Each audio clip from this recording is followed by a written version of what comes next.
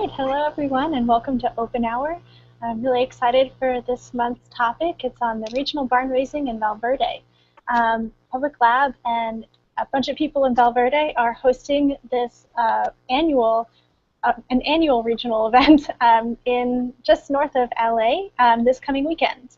And we've been really excited about it and putting a lot of time and effort into it. And so we're just going to have a conversation a little bit about Public Lab's regional barn raising, where they've been in the past, and what we're excited about this coming weekend. So I'm looking forward to this conversation, and thanks everyone for joining. So I know that right now we have a couple people on the line here, and then we'll hopefully be getting a couple others on. Maybe we could go through and do a brief introduction, and then you'll have to forgive me a couple times. I'll ping in and say, for whoever's watching, there's a link on the OpenHour page that they can go to and join the call live if there's still room. So apologies for updates on that. But all right, so if we just want to, I can start off. My name is Stevie Lewis, and I'm calling in from New Orleans. And this will, gosh, I think this is going to be my fourth or fifth barn raising, and I'm really excited about it. And yeah, so maybe if we go down the line, I'm going to call one out in the order that you're next to my name. So Susie, you're up next. I'm Susie. I'm a resident of Verde for over 15 years. Great. And Sarah? Hi, I'm Sarah Sage, and I've lived in Verde for 17 years, and yeah, I have a family, and that's about it for now. Great. Liz? Hi, I'm Liz Barry, and I'm a member of Public Lab, and I'm in North Carolina right now, and very excited to come to Los Angeles as soon as tomorrow. Great. Jeremiah? Hi, I'm Jeremiah Dockeray. I'm also a resident of Verde, and I've been here for, I think, 3 or 4 years. I can't remember. I kind of lose track of time. So, yeah, I'm so happy you guys are participating in this. Awesome. And Jeff? Jeff, are you there? Sorry, I can't talk. It's too loud here. Okay. I can do your little intro for you. It's not weird. Okay, so Jeff is calling in from Somerville, probably, Massachusetts. And he's also flying out to the regional barn racing as well. Great. So I was really hoping that we would have a couple people who've attended other regional barn raisings. And just to put a little bit of background on it, Liz has attended a few all the regional barn raisings, as has Jeff. Yeah, so the idea for this basically has evolved over a while. So Public Lab hosted, when was the first annual barn raising, Liz? If you can give a context for that. I feel like the first annual barn raising was 2011. So 2010 was the oil spill, if that helps you. Oh. Yes, you know what helps is going to the wiki page. I believe we were in Asheville, North Carolina. In October 2010. Was it the fall of 2010, really? Wow. Yeah, I think so. I mean, actually, the website is telling me that it was actually 2011 that we were in Asheville, North Carolina. Oh, okay, that makes sense. And that was our very first one. We were doing infrared photography above rivers to see if there were any plumes there. We were also doing infrared photography above farmland to look at crop health.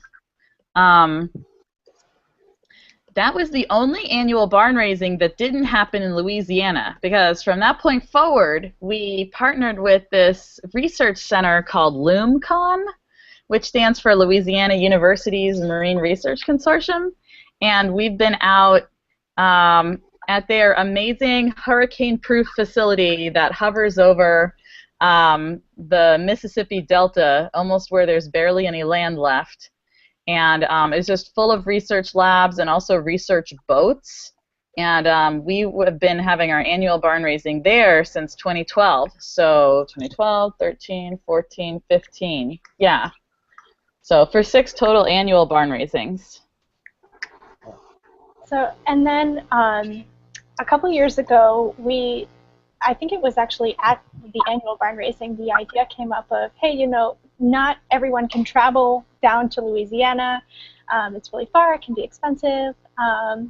What if we hosted something like this in a local area? And so we hosted the first regional barn raising for the Northeast region. And we're in, Jeff, help me out with the exact, it was Plymouth? Yeah, Plymouth area, Massachusetts. So we're just south of Boston. And we had a great group there, and we spent a lot of time talking about their Pilgrim power plants and a bunch of other things as well. And then the next one was last year, and we hosted it in Chicago. And the idea with the regional barn raisings is a couple things. It's, you know, the idea that not everyone can travel to Louisiana for the annual, but it's also really focused on the local regional issues, things that are going on, you know, in your backyard in an area. So not necessarily just down South Louisiana where everyone brings their ideas from everywhere. We're really focusing on the-ground issues at the annual barn raising, or sorry, regional barn raising in the space that we're in. So in Chicago, there were not a lot of really great projects and topics that people were interested in. There were conversations about things that could be done in the river to make it a greener place for people to spend time. There were a lot of conversations about the pet coke facilities and piles that were down in the south side. So we did some mapping out there, and we had a lot of conversations about advocacy around those. And so that's, yeah, a little background about the regional barn raising in Chicago. So really excited to continue this on, and we kind of picked Los Angeles area, LA area, to head to the other coast. You know, we've done one side through the middle, and now we're coming to the other side, and we're really, really grateful for Verde and everyone on to help put this on and make this possible. So there's a little history about the event, and you know, and I really would encourage those who are coming to think about not just the context of this, but one of the things that made the annual barn raising in Louisiana this year so spectacular was that we had people who went to the regional barn raising and came down and brought the conversations from the regional barn raising to the big group in Louisiana. Awesome. And it was awesome.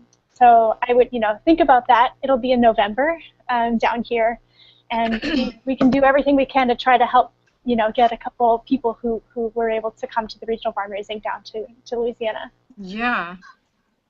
So can I ask, as a resident, what has been, let's say, a practical outcome that in the past you've had with different regional barn raisings? Because I know that's probably like the first question people have in their mind is, how is this going to affect my community? Or essentially, what has been the result in the past of different communities that have hosted a regional barn raising? Does I don't know. I feel like I've been talking. Sure. Liz, do you want to go? No, that's okay. Yeah. I can take that.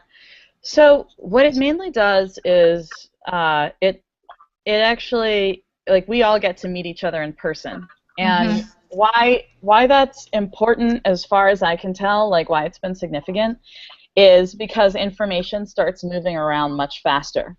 So it kind of connects, like personally, like I've spoken with a lot of people working on landfill issues in various places around the world.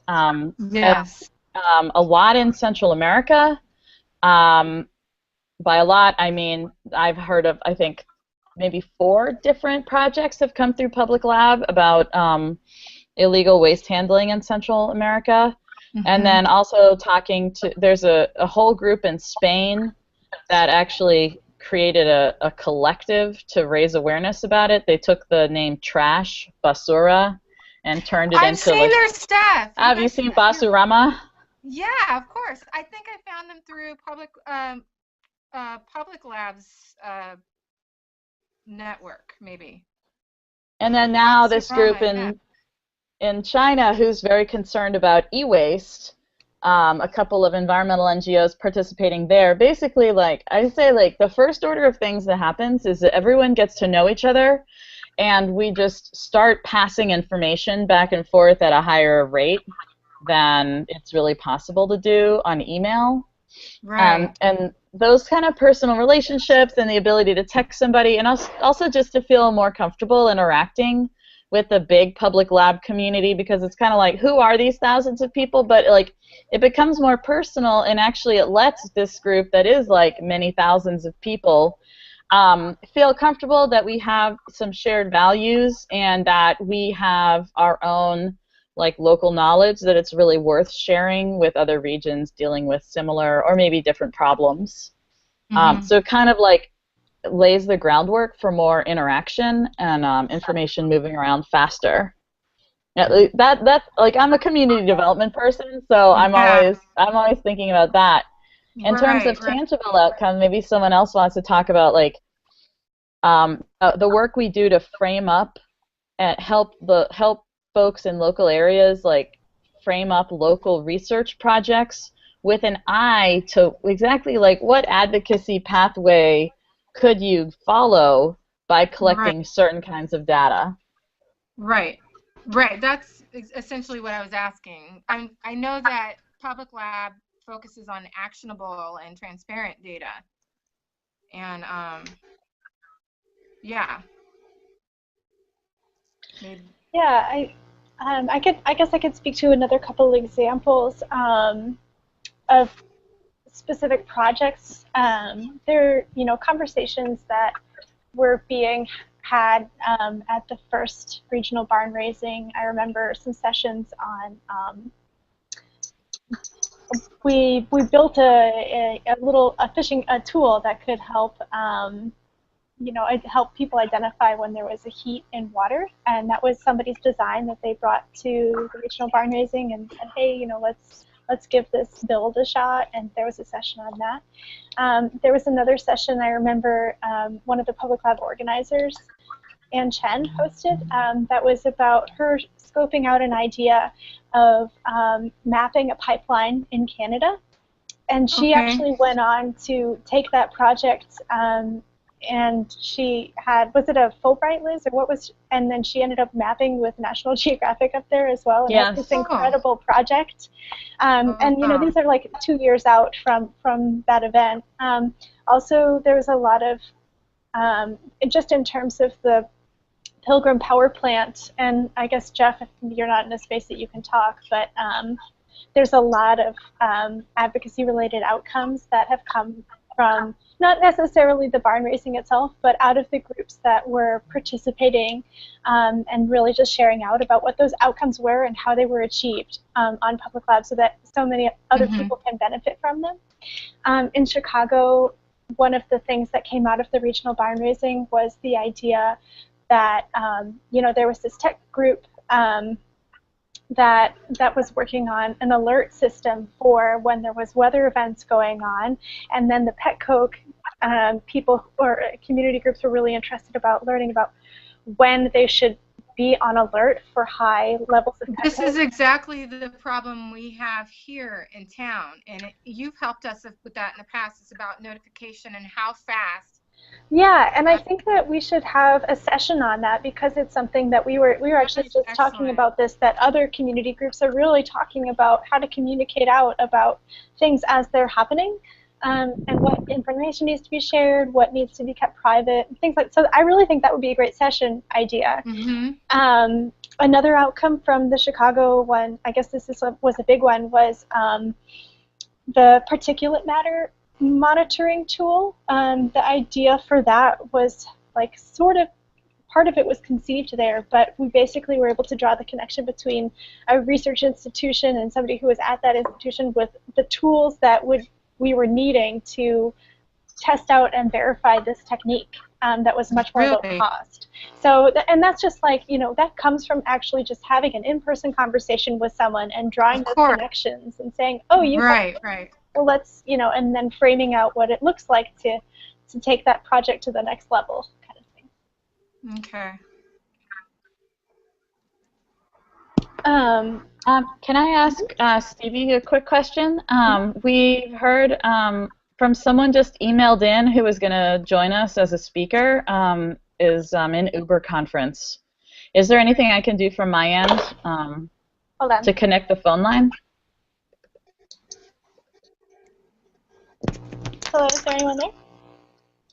Yeah, I'm here. I was able to hear you. Okay, great. Sorry, Hello? Yes, I was on my headphones because I wasn't hearing you come through. Is this Lynn?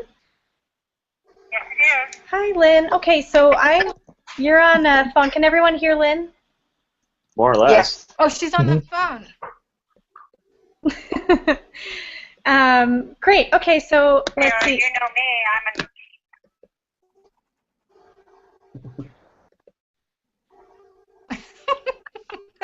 Loser. Joseph, let on.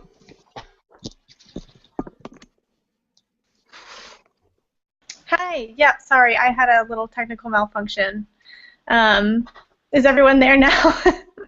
We're still here. Okay, sorry, I just turned off my screen by accident. Okay, so Lynn, I have a number of people on Google Hangout with me, and they can hear you on the phone. So. Yeah, I saw who you have on here. Okay, great. You want any updates about what's going on with the landfill? I did call regional planning and ask them about it. I don't know actually what the purpose of this call was, whether you're just trying to do organizing or... Yeah, we're all just kind of touching base before the event. Oh, okay. Yeah, so... Well, one thing that I'm so excited that you're going to be doing air quality testing is when I was in touch with regional planning today. You're in the middle of an environmental review process that has gotten delayed, but they didn't tell us too much about why it was being delayed. Well, it turns out they're rewriting, one of the things they're rewriting is the air quality chapter. So I hope we get lots of good data, because when we wrote comments on this, on the environmental impact report, we all said that they were using the stations that were way too far away, and they hadn't adequately figured out the amount of traffic pollution, but particularly the landfill pollution, because there were no monitors.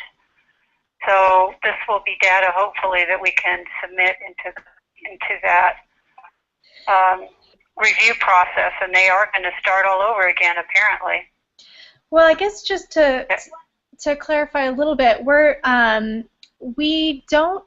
we don't have a set schedule, so there's not like a specific session about air quality monitoring right now. So we'll set the schedule when we're together in person, and in terms of the tools and equipment that's coming, it's really what people bring. So there are a couple public lab style tools that are coming, and I know of other people who have worked with other kinds of equipment and monitoring, but in terms of specific types of monitoring, it's one of those things that we might have some tools for it, we might not, but if people are interested in having a conversation about it, then it'll absolutely happen. But because the style of the event is an unconference, it basically means that we're not setting the agenda for what we do until we're there in person. So then we know that what people want to accomplish is something that we'll be like working on while we're together. That's awesome. Well, I don't understand if you have an air quality session and then nobody's brought any tools to do anything about it, so how that's going to work. Yeah, so sometimes it's actually just about setting up, having a conversation about what you need to be looking into when you do air quality testing, and what the research design should look like, based on what kind of advocacy outcomes you're looking for. So even if we don't have the equipment for it, we can have a really good conversation about what you need to do to get to the outcomes that you want to achieve. Okay. So one of the things that Public Lab does have as a tool, two of them is the balloon mapping and the kite mapping. And those are two things that I think that we would make good use of, especially where we live. It's a incredibly high, the liquefaction rate is so high, it's one of those severe danger zones. And we had a recent landslide because of an industrial complex that was coming up, and the area's soil, our area of California used to be underwater not too long ago. Then on top, when it dried off, it had sediment. So there's this hard layer of sandstone. They call that the Saugus Formation, and there's another one. And on top of it is just loose soil. So that area changes quite a bit. And that is something that the kite mapping, I think, and the balloon mapping would be awesome, because the current permit, the CUP, the conditional use permit, has restrictions on it. And one of the things that I heard from regional planning when I called, and this is not as recent as Lynn called, is that they have to redo the geology and the hydrogeology chapters because of the recent geological activity. So I think that is something we could do no matter what, right? Yeah, absolutely. Those are tools that I know are coming. I sent them to you. Right. And that's been a big question for us, because the hills they're not just a visual barrier, because that does affect your stress level. If you see tractors all the time and hear them, people who live closest to Chiquita have to deal with that. Mm-hmm. There's also the fact that you have, I forgot what I was going to say. I do this a lot. No, but if we do that, then people will know that the area also serves as a environmental barrier, because of we have a little microclimate in Valverde, because we're our own little valley. So people in town are concerned about that barrier not happening, or that being compromised if the permit were to be expanded. I don't think we even told, if people are listening, what Valverde is and why we were even chosen. And maybe somebody else, I did a lot of talking, maybe somebody else wants to talk about that too, or instead. I can talk about it if you guys want, but I want to make sure Jeremiah, that's relevant for the moment. Go for it. Okay. Basically, the Chiquita Canyon landfill was built in the early 1970s, and when this was a much smaller and less inhabited area, still right next to the community of Valverde, and in 1997 was expanded and given a new CUP that was said that they would be closing when they reached 26 million tons of capacity, or November 2019, whichever came first. So they made that agreement with the Civic Association in Valverde, and now are applying for another extension that could double the size of the landfill and extend its life up to like 40 years. The parts of our community that are already daily seeing effects from the landfill, and all of us around that can smell it, and all of those things, are worried about the implications of doubling the size to the other areas, because it's a lot more densely populated, and they're fighting to try and get more developments made all around on every side of the landfill. So Valverde, though, is kind of the ground zero for being affected by the landfills. And Valverde is also a historically ethnic minority community in the 30s and 40s, during very active segregation in Los Angeles. County and in LA City. This was before the Fair Housing Act of 1964, or what did I say, 64? That's the Civil Rights Act, sorry. There was no place for African Americans to live, and a lot of them lived in Val Verde. And it attracted a lot of artists and actors like James Earl Jones. When the Fair Housing Act went into effect and people started moving back toward the city center, is what happened. There are a lot of Latinos in Val Verde. We're approximately 65% Latino.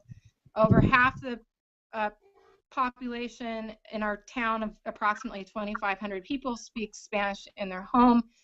And we filed a civil rights complaint to the Attorney General of the state of California because none of the notifications were in English whatsoever. And so we still have a high population in Val Verde, people who don't really know what's going on in the landfill or with the landfill. And that's another aspect that I think, I don't know if public labs worked in terms of environmental justice issues, but that was, that was kind of the thing that when I found out, it got my blood boiling a little bit, and a lot of us too. So that's currently, another focus of the landfill situation, but I took over from Jeremiah, so I'm going to be quiet now. No, that's fine. I'm not sure what else to mention, but it is something that we're very worried about, and we're in the process.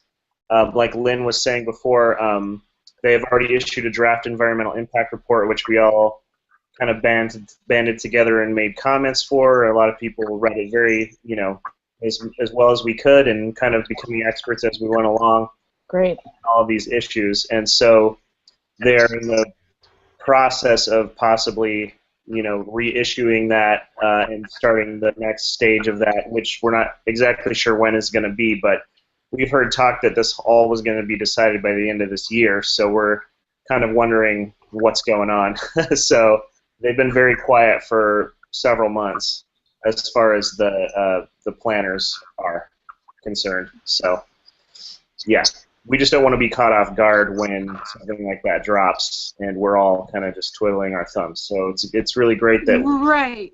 Yeah, what they were proposing was an obscene amount of intake. It's twice what they take in now. LA County and LA City sends most of their waste to Val Verde. So you have a community of people who have limited English, and we're accepting waste from LA Harbor. We get their waste. So if they send, we're shouldering the burden of other nations. So for me, notification, I think for all of us, that was a really big factor. Was if you live somewhere, it's like the TRI reporting system that EPA has, the Toxic Release Inventory, and the Emergency Preparedness and Community Right to Know Act. Those things are so important because people need to, they have the right to know what they're living next to. And if language is a barrier, or if the authorizing agency is not being forthcoming or they're allowing draft environmental impact reports to be prepared by the petitioner, meaning the landfill, gets to write their own environmental impact documents to get permitting. So, how does a community of people who don't speak English or they have limited English skills, it's not their native primary language. There's a big difference when you're dealing with technological language and stuff like that. How do you follow the law? How do you form a community if you're not even, you have to do it. I think that's a right of every American. So basically just to know what are you living next to. So I hope those are kind of things that we can talk about, a little bit of environmental justice issues too. Absolutely. And I want to put a flag in something that you're bringing up, which is the language issue. And Steve sent me an email just yesterday asking about Spanish and accessibility at the event. And I know Arturo is always sort of looked at a little bit in terms of translation locally for that. But I just wanted to say as well that we have Jeff Warren, who's on the call and about to jump, and also Matthew Pendergraft, who's coming. Both speak Spanish as well and have offered to help a little bit with that as well at the event. So hopefully it's something where we can open this up and have broader conversations in that capacity too. In that vein, would it be possible for anyone who is bilingual on this call to maybe prepare like a bulletin we can put out in notification in Spanish, and we could put that on our local next door page or Facebook pages? Yeah, I think if I can work with either, I'm not sure that Jeff has time, but I can ping Matthew Pendergraft potentially to help translate okay. something. I can help distribute that. Okay. Yeah, I'll he's pretty quick about this. He was really excited. Oh. Oh, I didn't even know he spoke Spanish. Oh yeah. And I was thinking also maybe Pablo Rey or like the group like either our Ecuadorian friends or Spanish friends who work in environmental justice, and so he'll have the vocabulary for sure. Perfect. And I would note that if we do have something like that, it would be worth, Sarah, probably trying to put a couple up around town, since a lot of people are not good idea connected via Nextdoor or via Facebook. I just want to say, though, that I think this big office is going to be prohibitive to some people, and I don't know how you're going to work that. But, wait, say that again? Is this? It's a pretty low-income community. Say that again? What was that? So we're talking, I think, Lynn, is that you on the phone? I'm worried about the $30. So it doesn't, like, the cost of the event is just, I have to set an event cost on Eventbrite, but I have codes for anyone who wants to pay anything less than that up to free. So the idea is the event should never be cost prohibitive for anyone to join. So I can give out comp codes or discount codes to whoever needs it.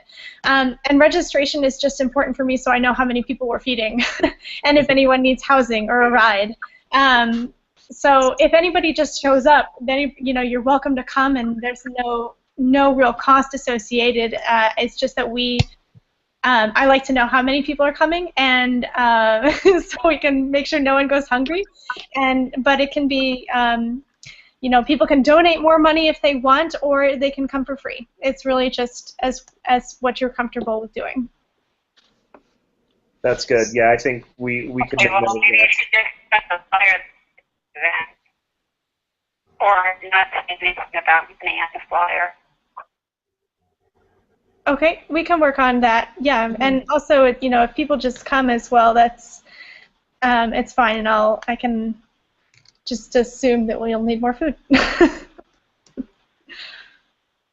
Sorry, Jeremiah, were you saying something? Oh no, I just wanted to note that a lot of the community is not super internet connected, so to get word out a little bit, if we do have some good Spanish copy that we can put up, there's a few community boards around town that we could put stuff up. There are some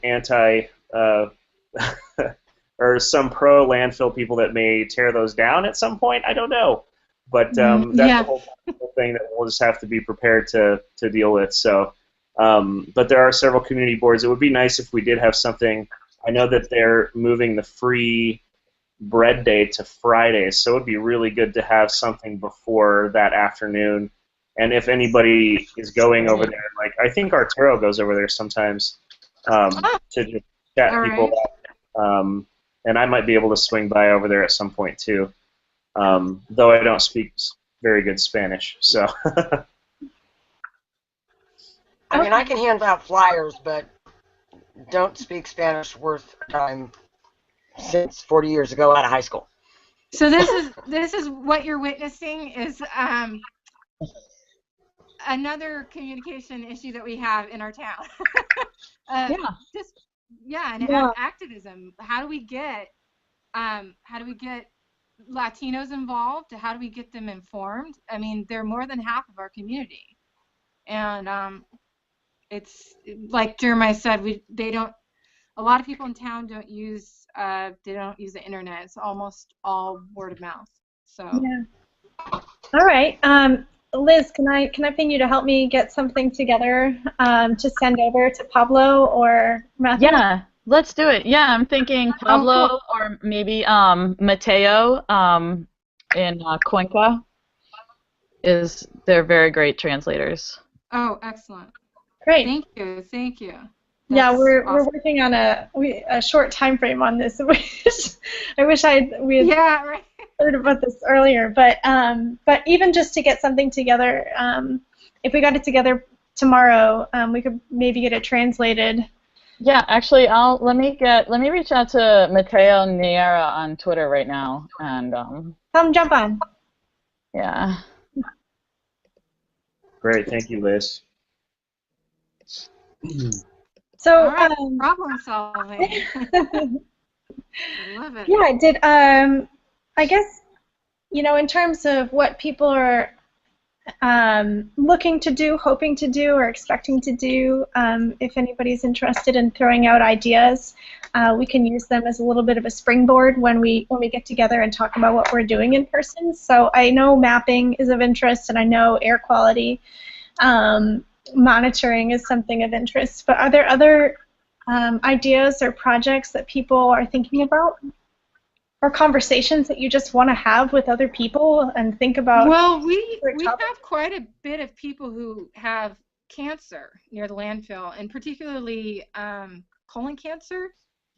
Mm-hmm. And I don't know if you guys have ever done any human health studies or stuff. I know those are notoriously hard to get data from, and we don't even have a high enough population to get a reliable sample. I have a friend, and he's a professor at NYU, and he's the only one who's actually done any type of human health studies in Val Verde, and he estimated cancer risks to be like 1,000 times, do you remember? 1,000 times over the federal limit. Just yes, particularly, there was a coroner on that study, the house, whatever they put, the intersection.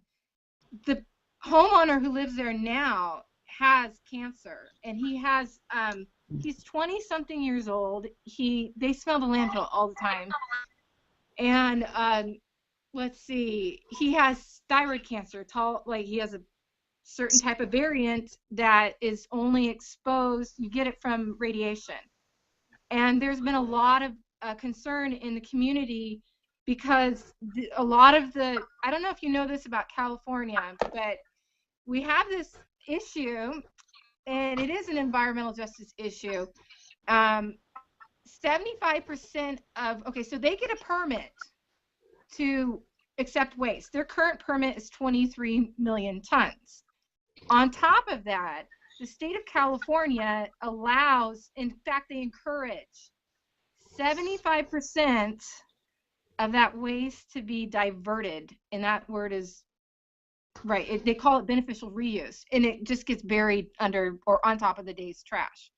It's usually controversial items such as auto shredder waste, tires, contaminated soil. One of the things that they've been taking a lot of is radioactive soil from Rocketdyne. You know about Rocketdyne? It's no, but I want to actually just I'm sorry, I'm going to cut you off because you don't have much time, and I want to respond about the human health studies. Yeah. Okay, so I want to hear about Rocketdyne in person. So Public Lab as a nonprofit is not directly supporting any human health studies, although we've become peripherally related to some indoor air quality work where there are other researchers doing that. But there is a very active community up in the Niagara Falls region. A group of activists that started with Love Canal and the cancers that came out of that, and kept going to a very recent win that actually just got formalized in December, where a coal refinery got fined $30 million, and the plant manager taken away in handcuffs to prison based on a prolonged media and legal campaign that started with citizen-collected data. And that group is going to be using some of that 30 million they won on human health studies. And I would like to connect the dots on there, because that community that industrial community in Buffalo, New York, around Niagara Falls, has been fighting the effects of cancer and environmental justice for decades. And they know much more than myself, for instance. I'm from a different region. Okay. What is the name of that group? That's the Western New York Clean Air Coalition, and you can reach out to a wonderful woman named Jackie Creedon, who is fighting her own undiagnosable autoimmune disease on the path to holding this company accountable. What's the name of the group again? You said Western New York? Yep, Western New York Clean Air Coalition. Okay. And I think there's another document that we should find if health studies is something of interest. That I'm trying to remember who put it out, but that Liz, I think actually is it the Toxic Action Network. And it was basically going through when a health study is a good choice for you and when maybe something else. Yes, I remember that. Yep, Toxic Action Center out of the Northeast. Yeah. Okay. Oh, and that was a really interesting guide, so it's another resource anyway. Okay. Are there other topics that people are interested in having, sharing a conversation with others about, just to sort of get the juices flowing and ideas? Yeah, so in case something there's topics that we can reach out and connect with people ahead of time. Well, I don't know. When a lot of times when we talk to people about closing the landfill, the big question is, what are the obstacles to close it? We need to have landfills. And I wonder if that can be, I don't know, that's kind of more educational than doing any kind of a science thing. But that's awesome, though. That's a great idea, Lynn. So having maybe a conversation of what kind of so wait, can you I had a hard time hearing you. Can you clarify again? It was about whenever we talk about closing this landfill, the immediate reaction from the general public is, what are we going to do without a landfill? We have to put traps in place. And I think it would be a good idea if we just talked about that there are options and that many cities are really substantially reducing their trash. Santa Clarita is not. Should be good on them for that. But, cities all are working to hit 70% recycling or 80% recycling or zero waste. Los Angeles County has a zero waste goal. Yeah. And I just think we need to have people be aware that this is possible. It's not just like a pipe dream that, okay, we close it and then have to go someplace else. Yeah. That's awesome. Isn't there some kind of railroad thing that's all set up? It's just, you don't want to use it? It's a Mesquite Regional Landfill, and the problem, I think, is LA County uses Chiquita as a public utility franchise. So when they get waste, the county gets a tipping fee. So it's hard to compete with the county getting money versus the county paying money to use a Mesquite landfill. It's like the largest landfill ever permitted out in the desert, where there are endangered turtles too, which is not good. But there are a lot of what Lynn brought up are cost issues, and we get that a lot. If we talk about the landfill, it's always, where is it going to go? You guys bought your houses there. You should have known better, kind of thing. And so even just a conversation about the education strategies that people have used in the past, what's been successful, or we could do. It could be really. it's funny to see like the people who come and the things that people know about. So, you know, we've actually had a really great group of public lab people are really into gardening, and so we end up with all these like conversations about compost or soil, and some of those things just being so relevant to. Oops, I just lost her. Just lost Lynn. Oh no. I can get her back hopefully.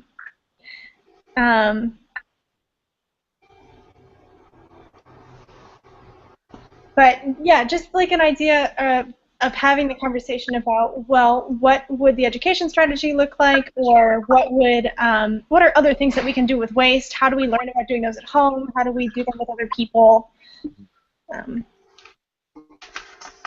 Yeah, definitely. This free conference call is provided by Uber Conference. We're the first Oh, participant on I the think call. I lost Lynn. We lost Lynn. That's okay. We talk to her a lot, so we'll get back. I'll leave it open just in case I get this great soundtrack.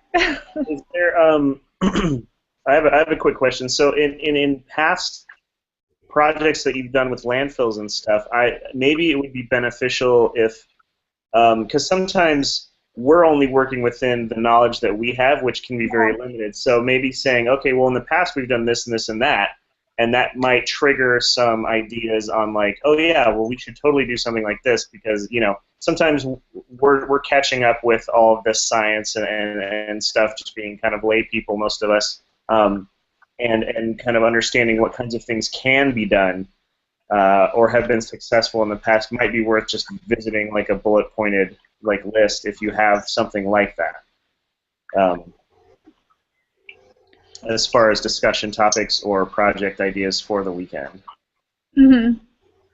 So maybe we reach out and get some of the landfill folks, which I think would be like Belize, Nicaragua, Spain, China, and then I don't know where Nick has studied. I think he sort of does like a distributed research. I don't know if it's one site in particular.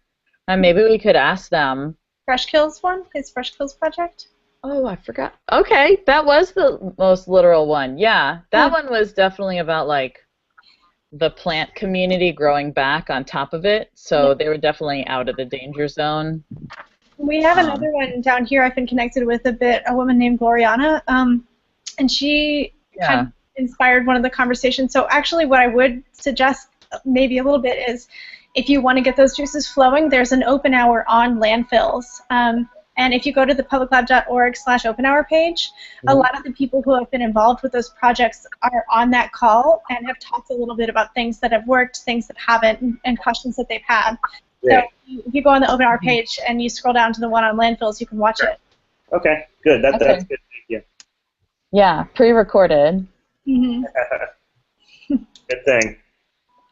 Well, yeah. And then those folks that are on that call are basically, you know, on the mailing lists, or you know, Stevie and I can give you guys the phone numbers, and you can just, you know, connect directly. Okay. Thank you. I'll try and cram that in before everybody actually shows up. I know it's hard. Yeah. Well, you know, other things that we have had like a video session at one of the barn raisings before. You know, we knew that there was a great YouTube video out there, and we just spent an hour in the evening watching it. It was like one of our late, you know, after the barn raising sessions are over session kind of things. Right. So we can like maybe work something like that out where we can set up I'm bringing a projector, so. Oh, cool. I have one too. If there's any need for another one. Okay. You know what I'm not gonna pack is a screen, so we'll have to think about a wall or a sheet. I have a screen that's hanging in my living room. It's not a huge one, but it's big enough, and if we can mount it somewhere at Terry's place, then we could probably use it. Oh yeah. That'd be awesome. Yeah, or just even I've thrown up a sheet before. Yeah, I know. I was gonna say like a sheet will work just as well, but I have a screen too, so. Awesome. Cool. It's not easy. It's not hard for me to take down. It's just so no problem if we want to use that. So I'll plan on packing that over to Terry's. Wow, thanks. That's great. Yeah, I really appreciate it.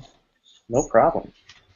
So we have about 10 minutes left, and I guess I was just, if anybody else has an idea that we should think about before we get together, or questions about logistics or anything like that, I guess this is the last time we'll sort of phone connect or visual connect before we're all there in person.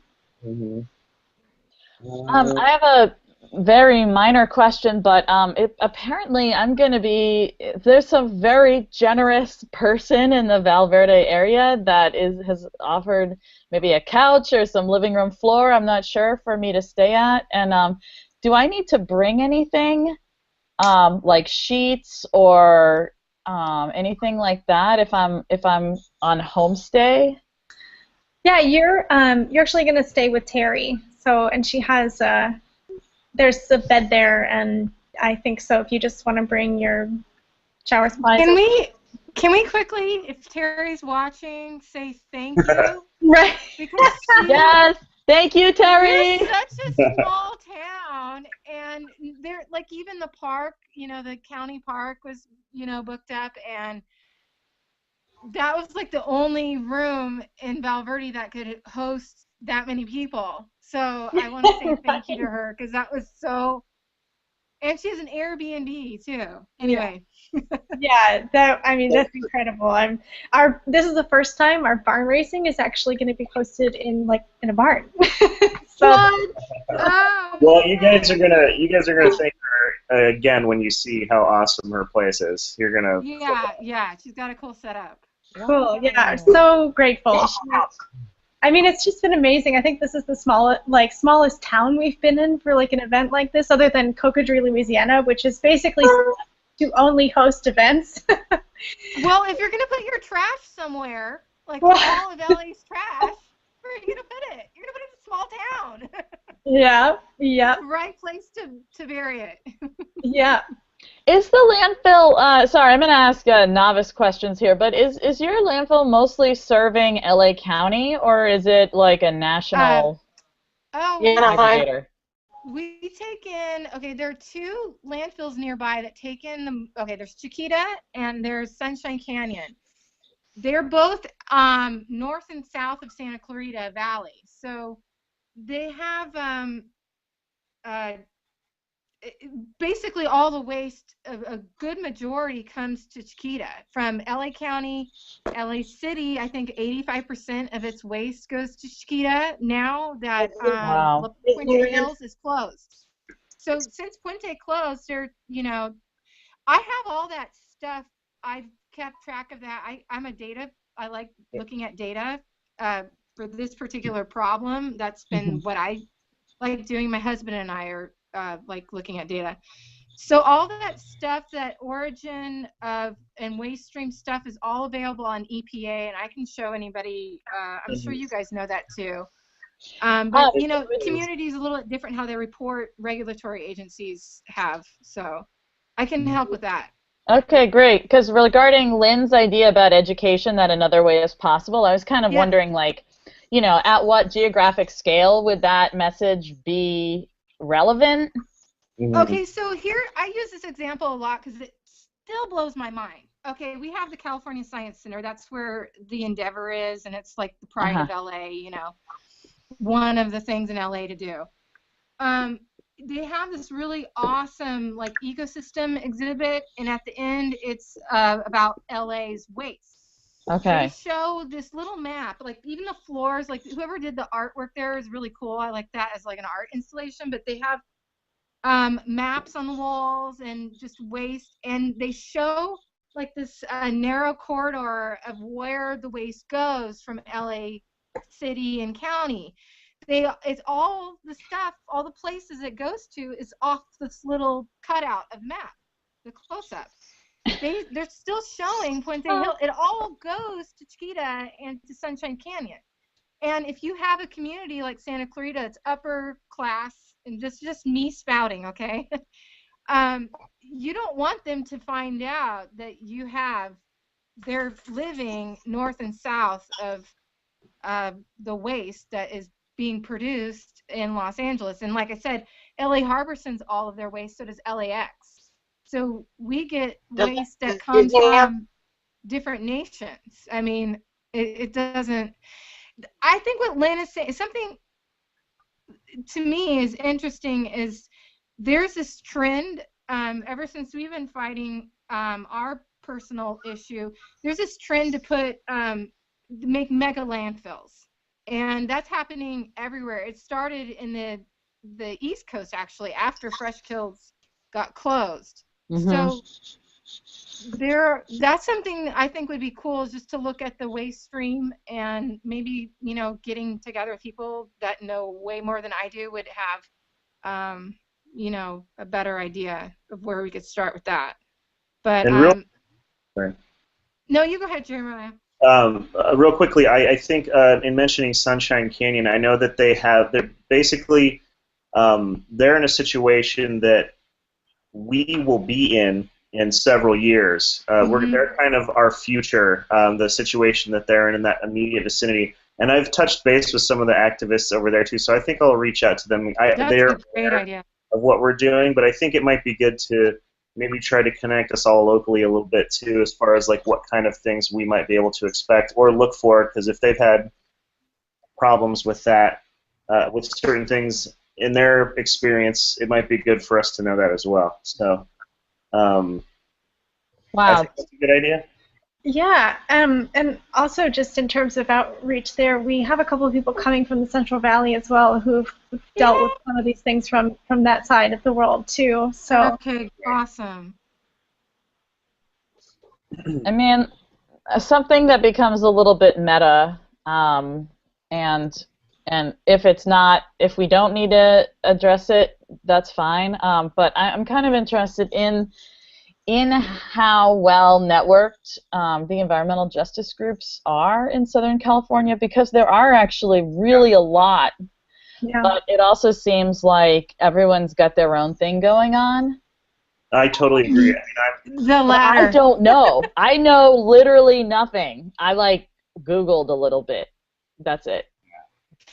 Yeah, and that is something I think our state can really use, because getting an EJ activists and volunteers together, because we have a situation where things will pass in the state senate and as a law, and then our governor vetoes it, and that's also an advocacy issue that a lot of people don't even know about. So the more connected, like Liz said, that we have EJ network, if that itself was an outcome from this particular barn raising, that would be so cool, because the way I see it is, like Jeremiah said, we're not very well connected. And that's something like getting together with the Central Valley people, Kettleman City, those are all things that well, even I'm looking forward to.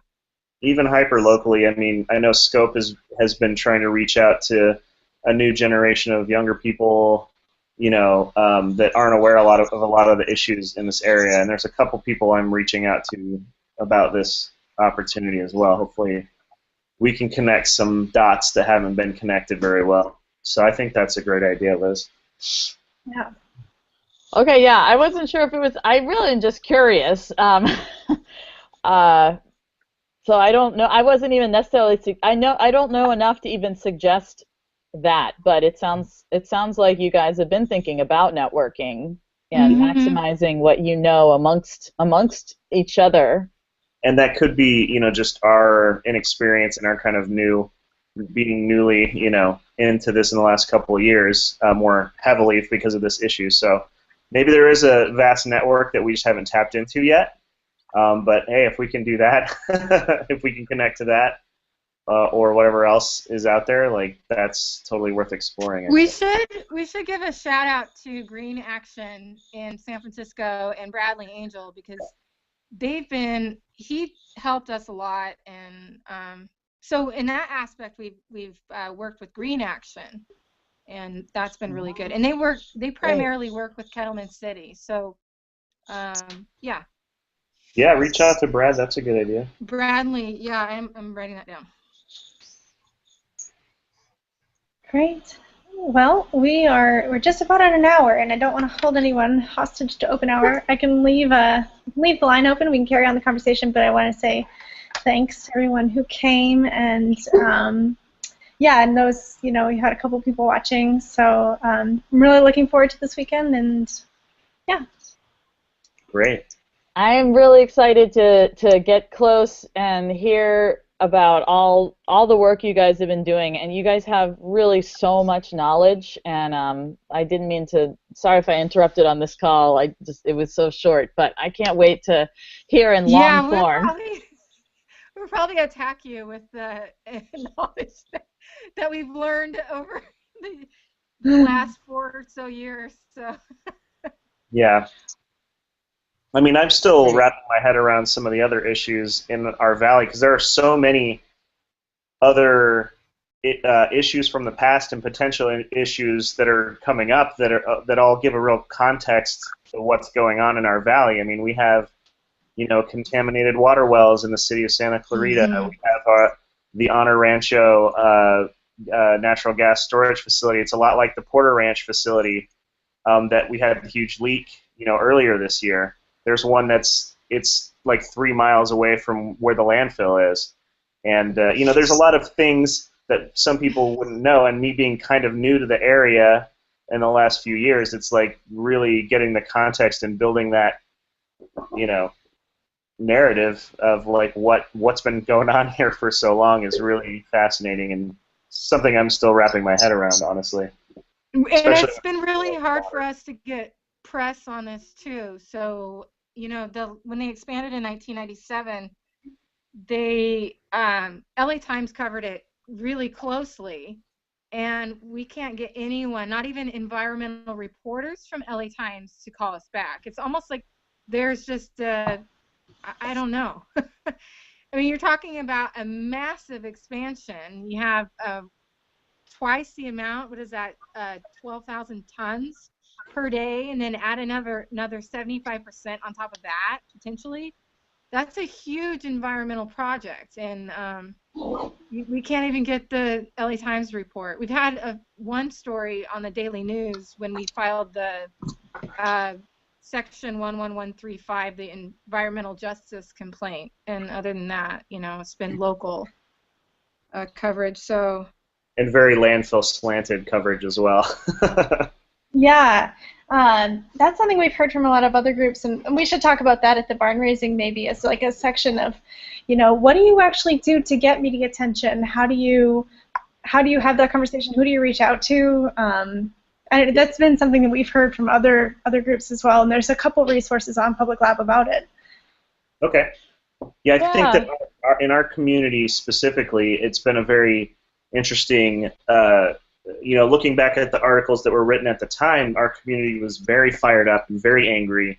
That we had people with their faces painted down at the Board of Supervisors of LA County, like yelling and screaming and, raising a real ruckus about like what was going on. And as soon as, our funding committee was put together, where the landfill now has to give our community money every year based on like, a certain amount per ton or whatever it is, it's really done an effective job of quieting the community down and having people be a lot more kind of nonchalant about the landfill as an issue. Even though most people say, I don't care about the money, or I hate the landfill, or whatever, it just really softens their reaction to be like, well, I also get, free bus passes and free classes and lots of, great, ostensibly great, like, programs that come from that money. So it's, it's very intentional on the landfill's part to do things like that. But in fairness, those are one of the main, okay, that's I think it's $340,000 a year for our community.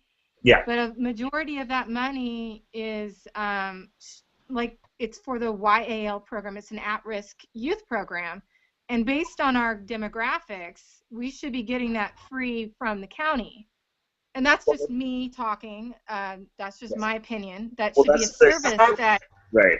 But that's the county. I've heard the county is happy to let the landfill pay for that too, which is where we feel that deck is stacked against us. Where the county, they get their tipping fees, they get their programs that they don't have to pay for, and blah blah blah. And so, it's a real uphill battle. Plus, you already have an established landfill that can double in size. That's really going to be good for their bottom line. But anyways, yeah. Yeah. I mean, something we can. So I just on a personal note, I have a friend, former roommate, interning at the LA Times right now in their environmental reporting group. And I just pasted in an article she wrote about the Maywood fire from 2 weeks ago. Oh, wow, thank you. I mean, it's about Maywood. It's not about your situation, but I just wanted to mention it because I think we could. Oh, and also she speaks Spanish as well. I just wonder if we might be able to also ask her informally about environmental reporting at the LA Times. Are they focused more on active industrial facilities? Are they focused more on more urban sites, and the issue is that this is too rural for what they feel is what they're more interested in right now? I don't know, but I wonder if she might comment. We're missing. Sorry, Susie, go ahead. I have a question. All that toxic stuff, is it going to come to you usually does? Wait, say that again? Toxic stuff may after are they going to bring it to Chiquito like they do? I'm not sure I understood. You're kind of breaking up a little bit. I think I heard she was saying kind of rhetorically, but kind of pointedly, like, hey, all this environmental crap that happened elsewhere in LA County, first it injures that neighborhood, but then, like everything, isn't it going to land here? Yeah. In our landfill? Exactly. Yeah. Very true. I mean, we get garbage from all over, and we also get a little garbage. We get toxic waste too. I mean, that investigation. There was a fire in Fillmore. We live near Ventura County, so there was a fire explosion that it was a toxic waste delivery, and it was from a water treatment plant, and it exploded, and it was actually on its way to Chiquita. So what was it doing on its way to Chiquita? And they already had storage facilities. This is a municipal Class 3 landfill. They're not supposed to even accept sludge of any kind because it's on the CUP. So Susie's right. Like we've all looked through the manifest. We've all seen how different special wastes can be disguised, and it's kind of hard to realize that you're not 2 steps ahead of them. You're like 2 steps behind them, and we're always finding out after the fact. And yeah. Well, one thing I will want to encourage you. I know it's boring to watch like a pre-recorded thing, but I would take that open hour on landfills and skim through it, because there's a researcher who picked up on one of the MIT projects about tracking, like putting GPS tracers in trash. And now he's actually. I saw the open hour. Yeah. Oh, you saw that? 6 months ago. Yeah. Yeah. Check out that part. I think Nick Johnson presented it. Nick Johnson, so he's actually in my neck of the woods. He's in Brooklyn. I passed him on the bike path. He's really nice. Oh, and okay. he, during the barn raising, or if, I think more conveniently, after the barn raising, we can just, if during the barn raising, we talk about the education issue that Lynn brought up, envision a future without landfills. If we also bring up this issue of like, hey, are we actually is there like a supply chain towards this landfill that is actually illegal but no one can see it?